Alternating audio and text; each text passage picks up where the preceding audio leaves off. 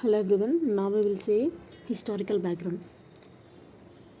మనం రీసెంట్ వీడియోస్లో మనం పాలిటీ సిరీస్ స్టార్ట్ చేసాం కదా, అందులో వీ హ్యావ్ డిస్కస్డ్ ఎలా చదవాలి ఏంటి చాప్టర్స్ ఎలా ఉంటాయి అని. నేను చాప్టర్ వైజ్ చిన్న ఎక్స్ప్లెయిన్ చేస్తాను చెప్పిన కదా.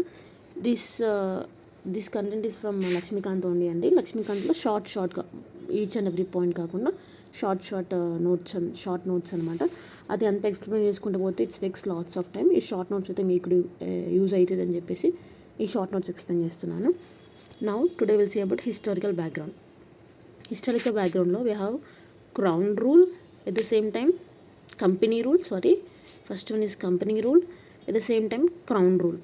కంపెనీ రూల్ వచ్చేసి 1773 to 1858. This is company rule. What about crown rule? Crown rule is 1858 to 1947. Okay. Company rule we have Regulating Act, Charter Act.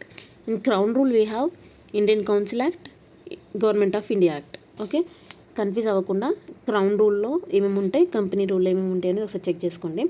ఇలా గుర్తుపెట్టుకుంటే కొంచెం వైల్ ఆన్సరింగ్ అవర్ ఆన్సర్స్ కూడా చాలా ఈజీ అవుతుంది. ఎందుకు అంటే ఫర్ ఎగ్జాంపుల్ క్వశ్చన్లో 7073 గురించి ఇచ్చి దాని ఆప్షన్స్లో గవర్నమెంట్ ఆఫ్ ఇండియా యాక్ట్ ఇచ్చాడనుకో we can eliminate this because of government of India act దేని కిందకి వస్తుంది, క్రౌన్ రూల్ కిందకి వస్తుంది. క్రౌన్ రూల్ది కంపెనీ రూల్ కిందకి ఇచ్చినప్పుడు మనం ఎలిమినేట్ చేయొచ్చు.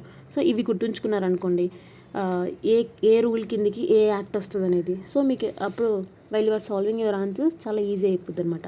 Okay, regulating act 1773, Pitt's India act 1784, charter యాక్ట్లో charter act 1833, charter act 1893, Indian council యాక్ట్లో Indian council act 1861, Indian council act 1892, Indian council act 1902,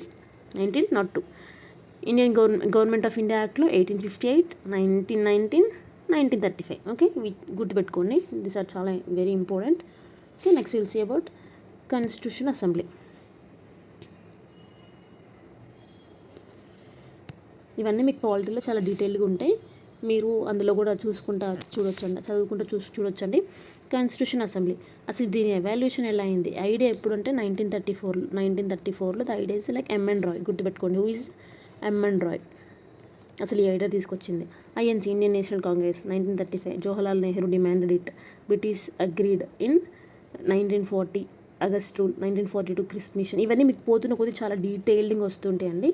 మనం ఇవన్నీ అక్కడ డీటెయిల్గా చూసుకోవచ్చు. మనకి ఇది ఇప్పుడు షార్ట్లో ఉంది కాబట్టి అర్థం కాదు, మీరు లక్ష్మీకాంత్ చదువుతుంటూ పోతుంటే మీకు కొంచెం డీటెయిల్గా ఉంటుంది. We can see there. Thank you.